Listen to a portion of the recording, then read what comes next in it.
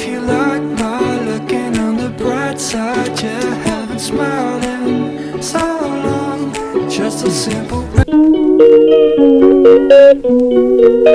Hi, hello everyone. Welcome back to my channel. Ado मैं आपका शिकी video से जैसे let's do a room tour. Ado I cannot die हो गया है दी आई दो पहुँचे दी आप पूरा तब ने बको आई चंग तब याद अब तुम just basic ओए बगै दो अतु दी पूरे याम दो दोस्त TV नुं भी आई पूरा ते बा अदुना याउद्र अदो हौरसे आई कादगी हौरागा तुम केन तौरागे हेक चंगकपदा आईगी उदोइसे टेबल हान ओरने सेंगना आईगी स्टडी टेबल पुसु पुरक्ते अदुगा आई सासु साद्रिबगा this is just a plastic study table ने हौजि यानबा हापे तुम सिल्लिबा दो अदुदुने खाइदे हौजि आई पूरा ब्रोक चटलिबा असिसिना खोइगी बेड ने अदु फमुंग जे ngasi जे आइना नखोइदे रूम टूर तौ नुमित सिदा मोबाइल फिदक से आरांग नुमित अम ओइरेबको अदोइसु अदुम टॉलरेट तौबी फैजुक खोइसे असिदा थमनेबा असिदा थमदबिदा सिगिसना अखोइगी काउच दुम जस्ट फमनबा सिंगल सीटर नेबको अदु सिंगल सीटर ओइरगसु याम चावे सिगी पोतसे हाइदि फमबा कान याम नुंगाइबदो एगी मानबिना गिफ्ट पिबिरकपने दुम हाइ काय हाइगद्रा कइनोदो पपांगदो सिगिसना मिरर अमा लेरे मिरर सिदा माइना दुम ले सिनी आई रूम हाइसे नोइना रूम टूर तौगे कांगा हाइबदो असिदना आई कइनो थमगे तौरमबनेबा करी कइनो हाइदाइने टीवी दो सिदा थमगे तौबनेबको अदो टीवी पुरक्त्रेबको अदुना कइनो कोना तौरगे सिसिना फमुंगी सिगी उसे कइनोनेबा टिक तुदा कोइना व्हाइट पेंट तौरकांदा स्माइना सेमकपने सिगी सिसो एने याम पामबो ओइगे हाइदि माइ डिजाइन फिनिशिंग का काम फजैये दिस सिसिदि गिफ्ट ने मोखोगी खोइ फमुंग कंटेक्ट तौबदो खोइना मोइना गिफ्ट पिबिरकपने पोपांग ओइना एंड आई हैव सिगी मिरर सिगी काउच सिगा फमुंग सिगा से सिट माउट फर्नीचर हाइदो अदुदुना तौबिरकपनेबको कांचीपुरदा लेबने एमयू मनाक्ता आई मागे इंस्टा पेज से हापिरक्के अदुम नखोइसु कांटेक्ट कुंबा दौनिंगदि दुम यंगो हाइदि पोतु फारगा affordable rents adai mai quality ki matung ina di amna ka hagani am over the chatabado adumai oi bane sigi rex sida koina khali se am minimal toina antique oi potai kuma kha thamge tawne but house ki oi di pose yam ka shu lai bo oi de bako duna dum khara pang tham da thammi bako si thana ai gi Vidyalakshmi do ai now pe Vidyalakshmi do man phi bi rak bane aduga sida perfume ni ka lai re na Harry Potter ki big fan oi bane bako ma do sigi se illa kanda closet lai upu lai budi khang de sa bane but adum video da kuma thagat bani na manung da closet lai re mayamso hana tum khanga mani bako ado si se in kanda ai Amazon की package कुमा खर लाए सी unbox तो से दो मोन cover the Oram दो मोन कवर चेन की बने बाहाई दे आई दो याम लांग बो खोप से सु पाम दे हजि की दे आराम मगु मले बगे आराम मगु मथा हमने बट आई दो पूरा सॉलिड कलर कुम दो पाम दे बको हजइए चावे अमा क्या नई दे मेकअप रो सम यावरे दुगा सिना कंटूर की आई दो मेकअप शू ना कई प्रोडक्ट आई दे आज खंग दे अहन बगु मपुदरदी फत्ते खोते का हाय दे अहन मखक पूरगा लाएबा अदो हजिति थाजु फारबनिना आई पोचै बुदि खर लौसन बुदि हौरे अदुसु आई युमदसु दुम लैदोइनिना हाइदि अखोइदि नुपि गांता पोकपनिना आई युमदसु चत्तबा यारेदन ममा बाबा दो हुंदो अमसु यापोन्ते हाइदि नुपिना अमा लैदन लुहोंगा मपाम चत्पा यादि खोते हाइबदो अदुमक्सु हाइहनिंगदेबा आई युमदसु आई का थमदोइने बदुम हाइदि चत्लगा mama होइसु येंसनदोइने after नौबिदो कपकदोरे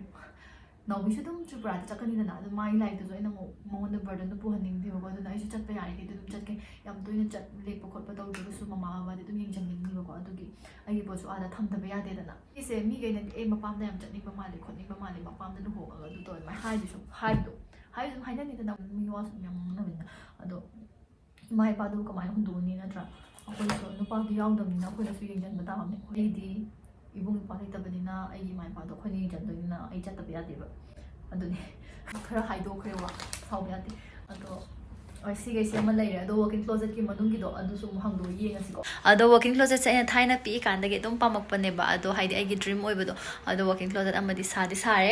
so finally सिगी working closet से आइना पामग्री से हिडन डोर पामेबा सिगी हिडन डोर से हाना मखोइ सारम कांगुदो अदो दोनादि सारबगाना इनबगाना बटलॉन चटपदो अदुमाइ चटलेबा हाइदि मैग्नेट यावदबदो स्वाइना खोइना ngaथारसु चनगिदो अदो बुसिदा मैग्नेट हापियो हायर कांदा मखोइदो यादि यारक्तेबको अदो अखोइना मी अतोपदा हायरगा मैग्नेट हापिरे अतोपा मी खोइदो इन हायरगा सिगी साब कांगु नतबदा अदो चंगागा येंगासे कमाइ तौदोइनो दो अखोइना नॉर्मली इनबदि यारै सिगिसे खितंग फोर्स पिरगे इनदोइनेबको चंगासे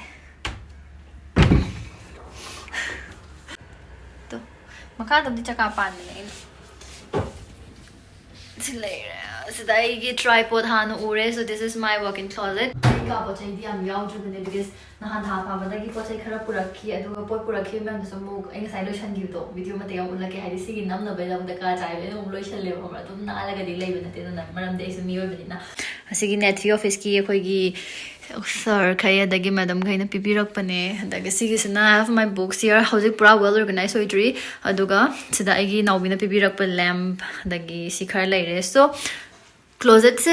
ꯇꯣꯞ ꯐꯥꯎꯕ ꯊꯝꯕꯅꯦꯕ ꯑꯩꯅ ꯍꯥꯏꯗꯤ ꯄꯣꯠ ꯆꯩꯁꯤꯗꯅ ꯕ꯭ꯂꯥꯎꯁ ꯀꯩꯀꯥ ꯊꯝꯒꯦ ꯈꯣꯠꯀꯦꯅ ꯇꯧꯔꯒꯀꯣ ꯃꯊꯛꯀꯤꯁꯦ ꯑꯩꯅ ꯂꯥꯏꯛ ꯁꯨꯃꯥꯏꯅ ꯄꯣꯠ ꯆꯩ ꯀꯩꯀꯥ ꯈꯔ ꯊꯝꯃꯦ ꯑꯗꯨꯒ ꯁꯤꯗ ꯑꯩ ꯍꯦꯡꯒꯔ ꯍꯥꯞꯄꯅꯦꯕꯀꯣ ꯁꯤꯗ ꯕ꯭ꯂꯥꯎꯁ ꯀꯩꯀꯥ ꯑꯗꯣ ꯁꯤꯁꯦ ꯈꯔ ꯇꯦꯜꯂꯤ ꯑꯦꯟ ꯌꯥ ꯁꯤꯒꯤ ꯕꯦꯒꯁꯦ ꯃꯃꯥꯒꯤꯅꯦꯅ ꯂꯩꯕꯤꯕꯅꯦ ꯑꯗꯨꯝ ꯐꯖꯗ꯭ꯔꯥ ꯖꯨꯛ ꯍꯥꯏꯔꯤꯕ ꯕ꯭ꯔꯦꯟꯁꯤꯗ ꯁꯥꯔꯤꯕ ꯕꯦꯒ ꯑꯣꯏꯒꯦꯔꯣ ꯑꯇꯩ ꯄ꯭ꯔꯗꯛꯁꯦ ꯂꯣꯏꯅꯃꯛ ꯑꯣꯏꯒꯦꯔꯥ ꯑꯗꯨꯝ ꯑꯩꯈꯣꯏꯒꯤ ꯏꯟꯗꯤꯌꯟꯒꯤ ꯁ꯭ꯇꯥꯏꯜꯗ ꯈꯤꯇꯪ ꯑꯦꯇꯦꯆꯃꯦꯟ ꯂꯩꯕꯗꯣ ꯑꯗꯨꯃꯥꯏꯅ ꯂꯣꯏ ꯑꯣꯏꯗꯣꯏꯅꯦ ꯑꯥꯐꯇꯔ ꯑꯣꯜ ꯃꯥꯁ ꯑꯣꯔꯒꯥꯅꯤꯛ ꯑꯣꯏꯕ ꯀ꯭ꯔꯨꯑꯜꯇꯤ ꯐ꯭ꯔꯤ ꯑꯣꯏꯕ ꯄ꯭ꯔꯗꯛꯁꯅꯦꯕ ꯑꯗꯨꯒ ꯑꯩꯅ ꯄꯥꯏꯔꯤꯕ ꯁꯤꯒꯤ ꯕꯦꯒꯁꯤꯁꯨ ꯌꯥꯝ ꯍꯦꯟꯗꯤ ꯑꯣꯏꯌꯦ ꯀꯩꯒꯤꯅꯣ ꯍꯥꯏꯔꯀꯥꯟꯗ ꯌꯥꯝ ꯊꯤꯅ ꯁ꯭ꯄꯦஷꯤꯌꯁ ꯑꯣꯏꯌꯦ ꯑꯩꯅ ꯑꯣꯐꯤꯁ ꯆꯠꯀꯦꯔꯥ ꯑꯣꯔ ꯑꯩꯅ MUꯒꯨꯝꯕ ꯆꯠꯄꯗ ꯑꯗꯨꯝ ꯄꯨꯕ ꯈꯣꯠꯄ ꯂꯣꯏꯅꯃꯛ ꯅꯨꯡꯉꯥꯏꯌꯦ ꯁꯤꯒꯤ ꯕꯦꯒꯁꯦ ꯑꯗꯨꯒ ꯃꯉꯣꯟꯗ ꯃꯥꯒꯤ ꯀꯩ ꯍꯥꯏꯒꯅꯤ ꯃꯦꯇꯔꯤꯌꯦꯜꯁꯦ ꯌꯥꯝꯅ ꯇꯧꯁꯟꯅꯕꯤ ꯑꯣꯏꯗꯕꯤ ꯑꯗꯨꯝ ꯄꯣꯠꯇ ꯐꯕꯤꯗꯣ ꯑꯗꯨ ꯑꯣꯏꯌꯦꯕꯀꯣ ꯅꯈꯣꯏꯁꯨ ꯖꯨꯛ ꯍꯥꯏꯔꯤꯕ ꯕ꯭ꯔꯦꯟꯁꯤꯗꯒꯤ ꯀꯩꯒꯨꯝꯕ ꯂꯩꯅꯤꯡꯉꯒꯗꯤ ꯑꯗꯨꯝ ꯂꯩꯁꯜꯂꯣ ꯑꯗꯨꯒ 10% ꯗꯤꯁꯀꯥꯎꯟꯠ ꯐꯪꯅꯕꯒꯤꯗꯃꯛꯇ YTTER10 ꯁꯦ ꯑꯗꯨꯝ ꯌꯨꯁ ꯇꯧꯕꯤꯌꯣ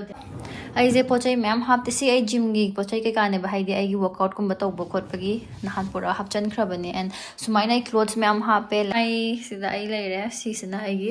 ꯃꯤꯔꯔꯅꯦ ꯗ꯭ꯔꯦꯁꯤꯡ ꯇꯦꯕꯜ ꯂꯩꯔꯦ ꯑꯩꯅ ꯑꯃꯨꯛ ꯍꯥꯏꯗꯤ ꯄꯨꯔꯥ ꯃꯈꯥꯗꯣ ꯐꯨꯜ ꯑꯣꯏꯕꯗꯣ ꯃꯄꯥꯟꯗ ꯑꯃ ꯂꯩꯔꯕꯅꯤꯅ ꯁꯤꯗ ꯄꯥꯝꯃꯨꯕ ꯍꯥꯏꯗꯤ ꯁꯤꯒꯤꯁꯦ ꯑꯗꯨꯝ ꯌꯨꯇꯤꯂꯥꯏꯁ ꯇꯧꯍꯧꯕꯅ ꯐꯩꯗꯅ ꯑꯗꯨꯒ ꯁꯤꯒꯤ ꯃꯅꯨꯡꯁꯤꯁꯨ ꯍꯥꯡꯗꯣꯛꯄ ꯌꯥꯔꯤꯕꯀꯣ ꯃꯅꯨꯡꯗ ꯄꯣꯠ ꯆꯩ ꯈꯔ ꯊꯝꯃꯦ ꯁꯤꯅ ꯑꯩꯒꯤ ꯋꯦꯗꯤꯡꯗ ꯀꯦꯛ ꯑꯣꯏꯕꯗꯣ ꯋꯦꯗꯤꯡ ꯀꯦꯛꯀꯤꯗ ꯃꯊꯛꯇ ꯇꯣꯡꯉꯛꯄꯗꯣ ꯑꯗꯨꯗꯣ ꯑꯩꯅ ꯅꯨꯡꯁꯤꯕꯤ ꯍꯥꯞꯆꯟꯕꯅꯦꯕꯀꯣ ꯁꯤꯁꯦ ꯑꯩꯅ ꯁꯤꯒꯤ ꯋꯥꯛꯀꯤꯡ ꯀ꯭ꯂꯣꯖꯦꯠꯀꯤꯗ ꯈꯤꯇꯪ ꯅꯨꯡꯉꯥꯏꯇꯕꯁꯦ ꯃꯈꯣꯏꯒꯤ ꯁꯤꯒꯤꯁꯦ ꯁꯨꯃꯥꯏꯅ ꯇꯧꯔꯛꯑꯒ ꯁꯤꯁꯦ ꯎꯕ꯭ꯔꯥ ꯌꯥꯔꯛꯇꯕꯅꯤꯅ ꯄꯣꯠ ꯆꯩꯗꯣ ꯑꯇꯣꯞꯄ ꯍꯥꯞꯄꯛꯄ ꯀꯥꯟꯗ ꯁꯨꯝ ꯅꯥꯟꯊꯔꯒꯗꯤ ꯅꯨꯡꯉꯥꯏꯇꯦꯗꯅ ꯁꯨꯝ ꯍꯥꯏꯗꯤ ꯁꯤꯗꯤ ꯑꯗꯨꯝ ꯌꯥꯗ꯭ꯔꯦꯕ ꯁꯨꯝ ꯍꯣꯕꯅꯦꯕꯀꯣ ꯁꯤ ꯑꯅꯤꯁꯦ ꯑꯃ ꯈꯥꯕ ꯗꯔꯀꯥꯔ ꯑꯣꯏꯌꯦ ꯑꯃꯅ ꯁꯤꯒꯤ ꯋꯥꯛꯀꯤꯡ ꯀ꯭ꯂꯣꯖꯦꯠꯁꯤꯗ ꯁꯨꯃꯥꯏꯅ ꯁꯥꯅꯤꯅ ꯄꯨꯔꯥ ꯁꯥꯔꯒ ꯍꯥꯡꯗꯣꯛꯄ ꯃꯇꯝꯁꯤꯗ ꯁꯤꯒꯤ ꯃꯅꯨꯡꯁꯤꯗ ꯋꯥꯏꯠ ꯑꯣꯏꯕꯁꯦ ꯑꯗꯣ ꯃꯣꯏꯅ ꯁꯤꯒꯤꯁꯨ ꯃꯆꯨꯁꯦ ꯑꯃꯗꯤ ꯍꯥꯞꯄꯛꯀꯅꯤꯅ ꯍꯥꯏꯕꯅꯦ ꯑꯗꯣ ꯍꯧꯖꯤꯛ ꯐꯥꯎꯕꯗꯤ ꯂꯥꯛꯇ꯭ꯔꯤ ꯂꯥꯏꯛ ꯊꯥꯕꯨꯗꯤ ꯍꯦꯜꯂꯛꯑꯦꯕꯀꯣ ꯑꯗꯣ ꯁꯨꯃꯥꯏꯅꯕꯨꯗꯤ ꯇꯧꯔꯦ ꯑꯗꯣ ꯂꯥꯛꯇ꯭ꯔꯦ ꯑꯩ ꯑꯃꯨꯛꯀꯗꯤ ꯍꯥꯏꯈꯤꯗꯣꯏꯅꯦ ꯂꯥꯛꯄꯤꯌꯣ ꯈꯣꯠꯄꯤꯌꯣꯅ ꯃꯣꯏꯁꯨ ꯑꯗꯨꯝ ꯂꯥꯛꯀꯦ ꯈꯣꯠꯀꯦꯕꯨꯗꯤ ꯍꯥꯏꯔꯛꯑꯦꯕꯀꯣ ꯍꯥꯏꯗꯤ ꯎꯕꯗ ꯑꯗꯨꯝ ꯐꯖꯗꯦꯗꯅ ꯁꯣꯝꯒꯤꯗꯗꯤ ꯁꯨꯃꯥꯏꯅ ꯍꯥꯡꯗꯣꯛꯄꯗ ꯑꯗꯨꯝ ꯁꯤ ꯕ꯭ꯂꯦꯛ ꯆꯠꯂꯦꯕ ꯁꯤꯁꯦ ꯑꯗꯨꯝ ꯁꯨꯃꯥꯏꯅ ꯁꯤꯁꯤꯅ ꯑꯗꯨꯝ ꯈꯤꯇꯪ ꯐꯩꯗꯅ ꯑꯃꯗꯨꯗꯤ ꯇꯧꯅꯤꯅ ꯇꯧꯔꯒ ꯇꯧꯗ ꯌꯥꯗꯕꯩ ꯇꯧꯕꯗꯣ ꯍꯥꯏꯗꯤ ꯁꯨꯃꯥꯏꯅ ꯍꯥꯡꯗꯣꯛꯀꯥꯟ ꯇꯧꯗ ꯌꯥꯗꯕꯩ ꯖꯣꯀꯔ ꯌꯥꯝ ꯃꯥꯟꯕꯗꯣ ꯑꯩꯉꯣꯟꯗ ꯁꯨꯝ ꯌꯥꯝ ꯕꯤꯠꯍꯜꯂꯦꯕ ꯍꯥꯏꯗꯤ ꯄꯩꯁꯥ ꯇꯞꯇꯥꯏ ꯆꯪꯊꯣꯛꯈ꯭ꯔꯒ ꯅꯨꯡꯉꯥꯏꯇꯦꯗꯅ ꯑꯗꯨꯅꯦ ꯑꯩꯒꯤ ꯕꯦꯁ ꯐ꯭ꯔꯦꯟ ꯔꯦꯁꯃꯥꯗꯨꯒ ꯎꯅꯗꯕꯁꯨ ꯌꯥꯝ ꯀꯨꯏꯔꯦ ꯑꯗꯨꯅ ꯉꯁꯤꯗꯤ ꯁꯨꯇꯤꯅꯤꯅ ꯃꯥꯒꯤꯁꯨ ꯑꯩꯒꯤꯁꯨ ꯍꯥꯏꯐꯦꯠ ꯎꯅꯁꯦ ꯈꯣꯠꯁꯦ ꯕꯖꯥꯔꯗ ꯊꯦꯡꯅꯔꯒ ꯄꯨꯟꯁꯦꯅ ꯍꯥꯏꯅꯕꯒꯤ ꯄꯨꯟꯕꯅꯦ ꯑꯁꯤ ꯀꯌꯥꯅꯣ ꯑꯅꯤ ꯂꯧꯒꯦ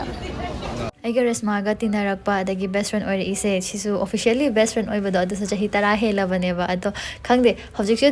ꯑꯗꯨꯝ ꯐꯣꯔꯑꯦꯚꯔ ꯑꯩꯒꯤ ꯄꯨꯟꯁꯤꯒꯤ ꯕꯦꯁ ꯐ꯭ꯔꯦꯟꯗꯣ ꯃꯥ ꯑꯗꯨꯝ ꯑꯣꯏꯔꯅꯤ ꯑꯗꯨꯒ ꯕꯦꯁ ꯐ꯭ꯔꯦꯟꯗ ꯍꯦꯟꯗꯣꯛꯑꯒ ꯑꯩꯒꯤ ꯁꯤꯁꯇꯔꯒꯨꯝꯕꯅꯦ ꯃꯥꯁꯨ ꯑꯗꯣ ꯈꯪꯗꯦ ꯅꯨꯡꯁꯤ ꯌꯥꯝꯅ ꯍꯥꯏꯗꯤ ꯏꯕꯥꯅꯤꯗꯣ ꯖꯥꯠ ꯃꯥꯟꯅꯗ꯭ꯔꯁꯨ ꯑꯗꯨꯝ ꯂꯥꯏꯛ ꯃꯤꯑꯣꯏꯕꯒꯤ ꯋꯥꯈꯜꯂꯣꯟꯗꯤ ꯂꯣꯏꯅꯃꯛ ꯃꯥꯟꯅꯕꯗꯣ ꯑꯗꯨꯃꯥꯏꯅ ꯑꯣꯏꯌꯦ ꯑꯗꯨꯒ ꯑꯩꯒꯤ ꯁꯣꯜꯂꯀꯥꯟꯗ ꯃꯥꯅ ꯁꯞꯄꯣꯔꯠ ꯇꯧꯋꯦ ꯃꯥꯒꯤꯗ ꯑꯩꯅ ꯁꯞꯄꯣꯔꯠ ꯇꯧꯋꯦ ꯁꯣ ꯑꯗꯨꯃꯥꯏꯅ ꯂꯣꯏꯅꯃꯛ ꯇꯧꯋꯦ I am like very much lucky to have her ꯕꯖꯥꯔꯗꯩꯒ ꯃꯥꯒ ꯄꯥꯅꯤꯄꯨꯔꯤꯁꯨ ꯆꯥꯔꯛꯑꯦ ꯗꯦꯟ ꯀꯣꯇꯟ ꯀꯦꯟꯗꯤꯁꯨ ꯆꯥꯔꯦ ꯑꯗꯨꯒ ꯁꯣꯞꯄꯤꯡꯒꯨꯝꯕ ꯈꯔ ꯇꯧꯋꯦ ꯑꯥꯐꯇꯔ ꯑꯣꯜ ꯀ꯭ꯂꯠꯆꯀꯨꯝꯕꯗꯤ ꯌꯥꯝ ꯂꯩꯌꯦꯕꯀꯣ ꯑꯗꯨꯒꯤ ꯏꯕꯥꯅꯤꯁꯦ ꯀꯩꯕ ꯍꯣꯜꯁꯦꯜꯗꯩ ꯆꯠꯂꯒ ꯂꯩꯔ ꯇꯪꯈꯥꯏ ꯌꯦꯟꯅꯔꯤꯕ ꯉꯁꯤꯗꯣ ꯑꯩꯅ ꯂꯩꯔꯤꯕ ꯌꯨꯝꯁꯤꯒꯤ ꯃꯈꯣꯏꯒꯤ ꯀꯖꯤꯟꯁꯤꯡ ꯍꯥꯏꯇꯥꯔꯦ ꯑꯩꯒꯤꯁꯨ ꯀꯖꯤꯟ ꯃꯥꯒꯤ ꯕꯔꯊꯗꯦꯅꯦ ꯑꯗꯨꯒꯤ ꯆꯥꯛꯇꯪ ꯊꯣꯡꯒꯠꯂꯦ ꯑꯗꯨꯒ ꯑꯩꯈꯣꯏꯗꯣ ꯑꯗꯨꯝ ꯍꯤꯟꯖꯥꯡ ꯉꯥꯏꯕ ꯑꯣꯏꯅ ꯃꯌꯥꯝ ꯄꯨꯜꯂꯒ ꯒꯦꯝ ꯁꯥꯟꯅꯃꯤꯟꯅꯕꯅꯦ ꯍꯅꯥꯕꯤꯁꯤꯡ ꯈꯜꯂꯤꯁꯦ ꯀꯩꯅꯣ ꯑꯩꯉꯣꯟꯗ ꯇꯣꯞ ꯂꯦꯟꯒ ꯊꯥꯗꯣꯛꯑ ꯃꯥꯅ ꯆꯠꯇꯣꯏꯁꯤꯅ ꯁꯤꯡꯃꯟꯁꯨ ꯂꯣꯏ ꯑꯩ ꯍꯅꯥꯕꯤ ꯃꯥꯜꯂꯦ ꯍꯥꯏꯌꯨ ꯑꯃꯨꯛ ꯑꯩ ꯍꯅꯥꯕꯤ ꯀꯦꯔꯤ ꯃꯥꯜꯂꯦ ꯑꯣꯗꯤꯑꯣ ꯌꯥꯎꯗ꯭ꯔꯣ ꯍꯥꯏꯇꯥ ꯑꯗꯨꯀꯥꯟꯗ ꯃꯣꯡꯀꯤ ꯃꯥꯜꯂꯦ ꯃꯣꯡꯀꯤ ꯗꯥꯏꯔꯦꯛ ꯁꯤꯁꯦ ꯃꯥꯜꯂꯦꯗꯣ ꯁꯤꯗ ꯂꯩꯔꯤꯕꯁꯤꯗ ꯈ꯭ꯋꯥꯏꯗꯒꯤ ꯑꯉꯥꯡ ꯑꯣꯏꯕ ꯑꯕꯨꯡ ꯃꯆꯥ ꯑꯗꯣ ꯃꯥꯁꯦ ꯌꯥꯝꯁꯨ ꯅꯨꯡꯁꯤꯌꯦꯕꯀꯣ ꯑꯗꯣ ꯑꯩꯅ ꯄꯝꯕꯗꯤ ꯁꯨꯡꯌꯥ ꯌꯥꯗꯦ ꯑꯗꯨꯝ ꯀꯞꯄꯦ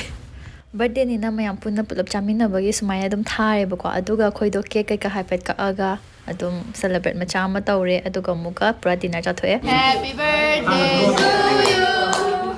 Happy birthday to you Happy birthday to Cora Happy birthday to you Ina ꯅꯨꯡꯁꯤꯌꯦ Sumaina mayam punna haraw-raw chaminaraga adom numitsi maloshale ado sumaina adom punbasiso nungaay yamna adong ngasi video sa sada loshalaga. Love you all.